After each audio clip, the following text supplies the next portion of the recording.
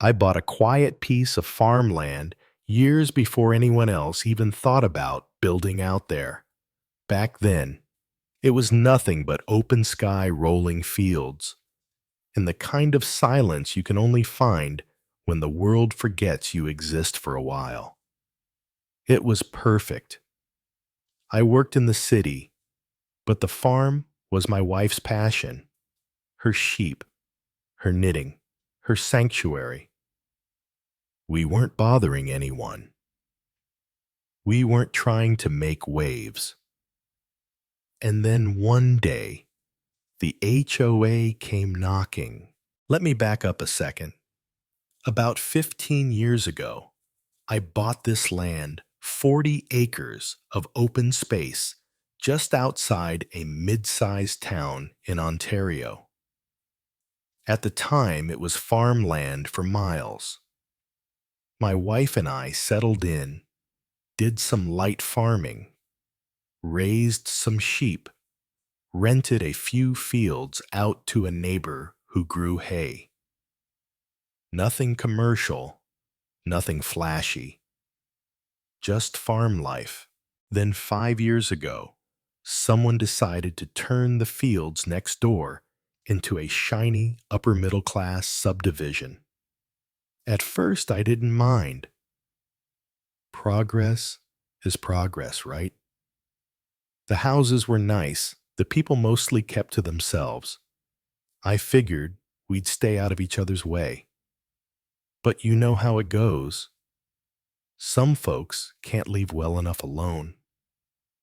One of those folks is a man named Gregory Tate, HOA president, self-appointed sheriff of suburbia. Gregory showed up on my doorstep one Saturday morning with a smug smile and a stack of papers. He didn't even introduce himself, just launched into this rehearsed monologue about how I was in violation of community standards. "I'm here on behalf of the Oakview Residential Association," he said. Like that meant something to me. "We've received multiple complaints regarding smells and noise coming from your property." I raised an eyebrow. "This is a farm. You're going to have smells. You're going to have noise." He didn't flinch, just handed me a list spreading manure, operating machinery near the subdivision, smoking meats, running a commercial enterprise, disturbing the peace with power tools. I laughed. Couldn't help it. "Gregory," I said, "this land's been a working farm since the 1800s. Your HOA didn't even exist when I moved here. You don't have jurisdiction over me." That's when he really went off the rails.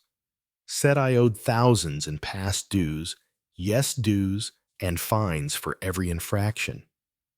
Even had the nerve to say I needed to pay him directly, not the HOA, not the city, him. That's when I knew something was rotten. I told him politely, at first, to leave my property. When he wouldn't back down, I got real clear. Unless you've got a badge or a court order, don't come back here with your paperwork and threats. Next time, you better bring a lawyer. He left red-faced but quiet. I didn't wait to see if he'd be back. Called a lawyer first thing Monday morning. My brother was worried especially about the donkeys. "Yeah, I've got guard donkeys, 3 of them. Mean as hell, but loyal. We keep them to protect the sheep from coyotes. They've never hurt anyone, but they'll bray like banshees if someone gets too close to the fence. Kids from the subdivision like to come, look at the animals, and I've got signs every 10 feet. No trespassing. Beware of donkey, do not enter." Still, it's hard to secure a kilometer of fence completely. Anyway, I brought all this up with my lawyer. Brought the deed survey documents, even a printed timeline of everything that happened.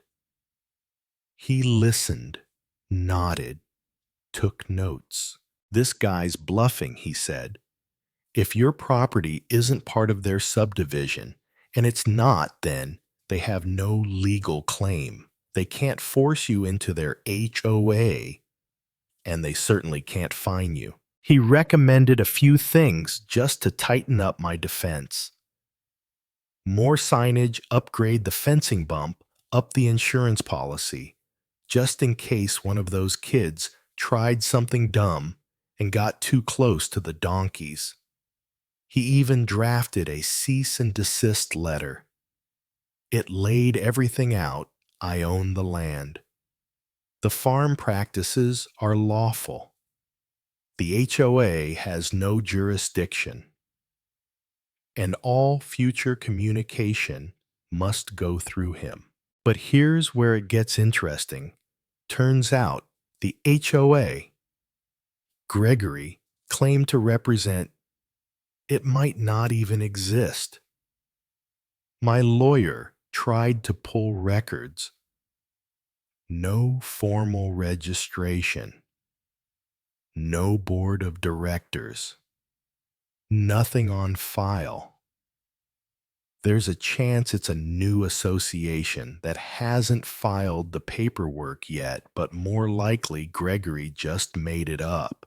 My guess, he saw the farm as an eyesore in his perfect little suburban bubble. Maybe he wanted to scare me into selling. Maybe he just needed to feel powerful. Either way, he overplayed his hand. After the letter went out, Gregory vanished. Not a word. Not a visit. I haven't seen him since. We installed a camera at the front gate just in case, but it's been quiet. Too quiet, maybe. I don't trust that it's over. See, the problem isn't just Gregory.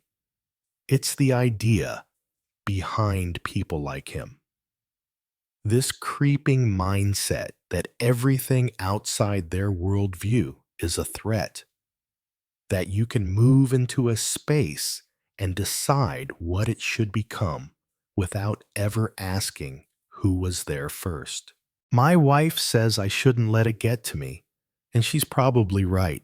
The sheep are happy, the donkeys are loud, life goes on.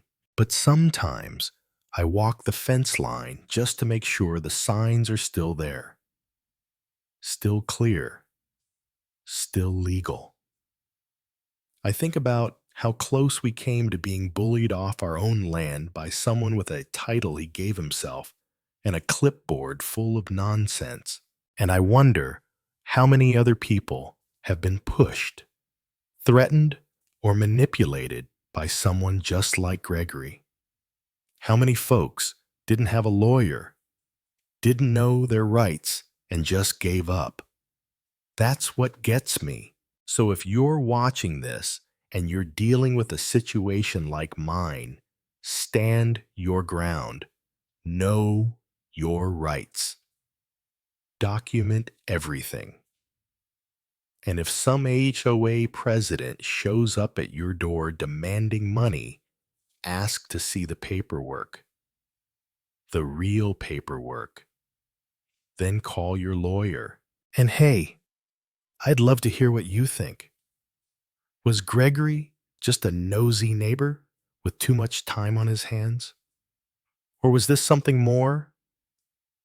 Do you think HOAs should have power over properties they were never part of? Drop a comment below. Let's talk about it. If you've got a story like this, or worse, share it. You're not alone. And maybe, just maybe, we can make sure folks like Gregory get called out before they scare the next person into silence. Thanks for listening. And yeah, don't mess with the donkeys.